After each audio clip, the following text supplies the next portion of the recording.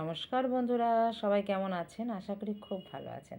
আপনাদের আশীর্বাদে আমিও খুব ভালো আছি। কাকলির আরেকটি নতুন ব্লগে আপনাদের স্বাগত জানাই। আজকে আমাদের শুক্রবার, তো সকল গুরু ভাই বোনদের জানাই জয় গুরু। তো চলুন সকাল থেকে এই দিনটা শুরু করা যাক। সকালবেলায় আপনাদের নিয়ে চলে এসেছি আমার বাগানে। আমার বাগানে একবার সকালবেলা না আসলেন আমার ভালোই লাগে না। আর এত সুন্দর সুন্দর গাঁদা ফুল ফুটেছে, মানে এক একটা আমার মানে একটা হাতের থাবার থেকেও বড় বড়। এখন যেহেতু শীতটা যাওয়ার মুখে, তো ফুলগুলো কিন্তু আগের তুলনায় একটু ছোট ছোট হয়ে গেছে। আর বেশি দিন থাকবেও না ফুলগুলো। এখানে দেখুন কসমস গাছগুলো কিন্তু অনেকটাই ফুল কিন্তু কমে এসছে। আগে আপনাদের সাথে শেয়ার করেছিলাম গাছ ভর্তি শুধু ফুলই আর ফুল। তো তার তুলনায় কিন্তু এখন একটু কমে আসছে। এগুলো সব শীতের ফুল। এখানে টুনি ফুলগুলো দেখেছেন অনেকটাই কমে এসছে। তো আপনাদের নিয়ে ঘরে চলে এসেছি। আজকে আমাদের নিরামিষই। তো চলুন আজকে দুপুরের থালিতে কি কি আছে আর কি কি রান্না করি, পুরো ভিডিওটা আপনারা দেখতে থাকুন। আশা করছি আপনাদের খুব খুব ভালো লাগবে। সজনে গাছের ফুল, এটা সজনে ফুল।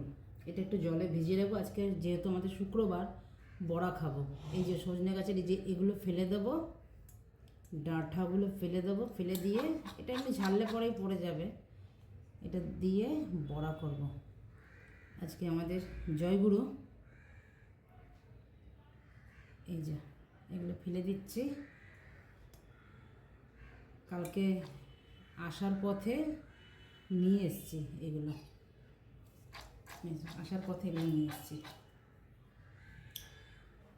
আর নিয়ে এসছি এঁচড়, এখান থেকে কেটেই দিয়েছে। এই যে এরকম বড় বড় করে কেটে দিয়েছে। আমরা এরকম বড় বড় এঁচড় খাই না, তো এখন আমি এগুলো ছোট ছোট করে কেটে নেব। এঁচড়ের এখন অনেক দাম। আমাদের বাপের বাড়িতে অনেক এঁচড় হয়েছে। দেখি ওগুলো আবার যদি যাই তখন আবার নিয়ে আসবো।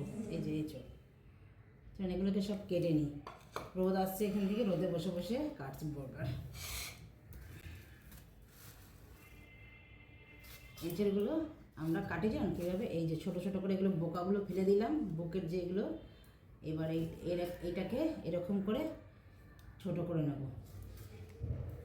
এইভাবে কেটে নেব।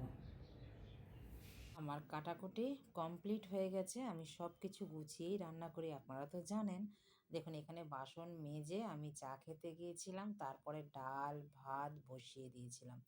তো এখানে ভাত উপর করে দিয়েছি, মেয়েকে এখন ভাত দেব। একটু আলু ভাজাও হয়ে গেছে। আর এইখানে বসিয়ে দিয়েছি কড়াই, তার মধ্যে দিলাম জল, একটু দিলাম নুন আর একটু সামান্য তেল দিয়ে এঁচোড়টাকে যে কেটে রেখেছি ওগুলো ধোয়াও হয়ে গেছে সব। এবার এটাকে সেদ্ধ বসিয়ে দেবো। আমি এঁচোড় সাধারণত প্রেশার কুকারে দেই না, ছোট ছোট করে কাটি তো সেদ্ধ হয়ে যায়। প্রেশার কুকারে দিলে না একদম গলে যায়। তো ওটা সেদ্ধ হতে থাকুক, ততক্ষণে আমি যে সজনে ফুলের বড়া বানাবো। তো চলুন এই ব্যাটারটা তৈরি করে রেখে দিই। যে কোনো জিনিস একটুখানি আগে মেখে ঠেকে রেখে দিলে সেই তরকারি বা বড়ার স্বাদ বেশি হয়। এখানে চালের গুঁড়ো নিয়ে নিলাম, আর নিলাম একটু সামান্য হলুদ, একটু রঙটা হওয়ার জন্য দিলাম, স্বাদ অনুযায়ী নুন, আর একটু দিলাম লঙ্কার গুঁড়ো। আমার মিক্সি মেশিনটা হয়ে গেছে খারাপ, লঙ্কা বাটতে পারছি না। বাটা হচ্ছে, ছাকড়া ছাকড়া হচ্ছে একদম। মসৃণ যদি না বাটা হয় সেখানে তরকারিতে দিলে ভালো লাগে না। দেখি সারাই করতে যাব, কদিন ধরে এত ব্যস্ত ছিলাম সারাই করতে যেতে পারা হয়নি। তো চলুন আবার দিয়ে দিলাম এখানে একটু চিনি দিয়ে, অল্প একটু জল দিয়ে ভালো করে মেখে নিচ্ছি। অল্প অল্প জল দেবো, নাহলে তো একদম পাতলা হয়ে গেলে বড়াটা ভালো হবে না। এর ফুলগুলো ধুয়ে আমি ঝুড়িতে জল ঝরাতে রেখে দিয়েছি, একদম জল যেন না থাকে। একটু শক্ত শক্ত করে এখন মেখে নিলাম, বুঝে পরে এবার জল ঝরানো ফুলগুলো দিয়ে একটু মেখে হালকা করে মাখবো। ফুলগুলো যেন একদম ঝরে না যায়। হালকা করে মেখে এবার রেখে দেবো, একটু রেস্টে থাকুক এখন। ততক্ষণে এবার চলুন, সেদ্ধ করে রেখেছি ওইখানেও তো সব হয়ে গেছে, মশলাপাতি জোগাড়ও করে নিয়েছি। নিয়ে এবার এঁচোড়টা রান্না করে নিই। আজকে তো আমি এঁচোড় নিরামিষভাবে রান্না করব। আমি কিন্তু এঁচোড় আমিষও রান্না করি, সেটা কিন্তু খেতেও খুব ভালো লাগে। আমিও আগের বারেও রান্না করে দেখিয়েছি। আমরা সিজনের জিনিস একটু বেশি খাই। তো ততক্ষণে এবার ডালটা সম্বার দিইনি। ডালটা সম্বার দেবো আজকে আমরা পাকা আমড়া দিয়ে। এটা হচ্ছে বিলাতি আমড়া।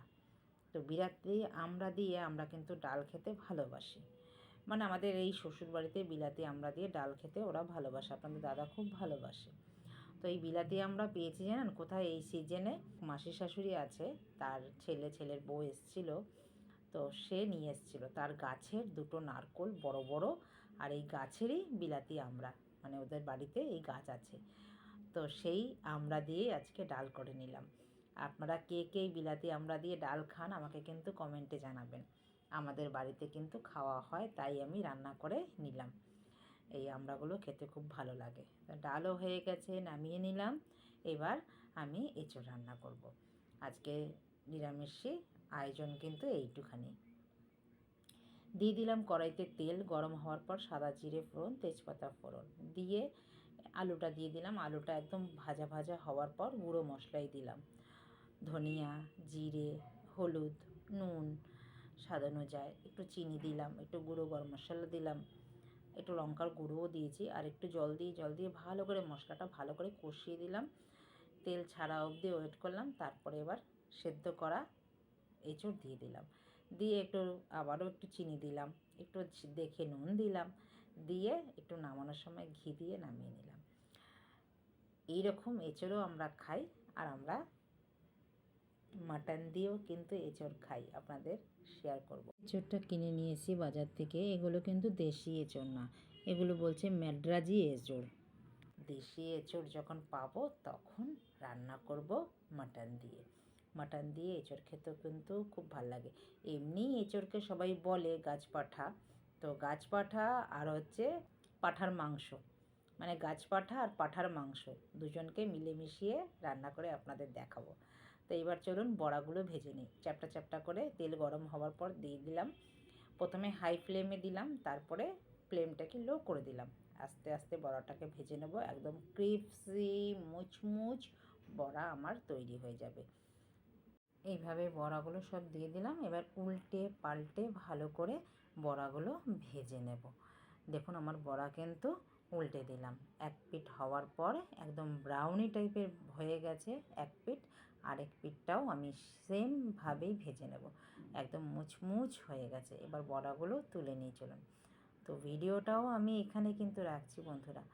তো আপনাদের ভিডিওটা কেমন লাগলো, রান্নাগুলো কেমন লাগলো, যদি কোথাও ভালো লেগে থাকে পাশে থাকার অনুরোধ রইল। দেখা হচ্ছে পরের ব্লকে। সবাই ভালো থাকবেন, সুস্থ থাকবেন। চলুন এবার খাওয়া যাক। আজকে দুপুরের মেনু এই। ভিডিওটা কোথাও ভালো লাগলে পাশে থাকার অনুরোধ রইল, লাইক কমেন্ট শেয়ার করে।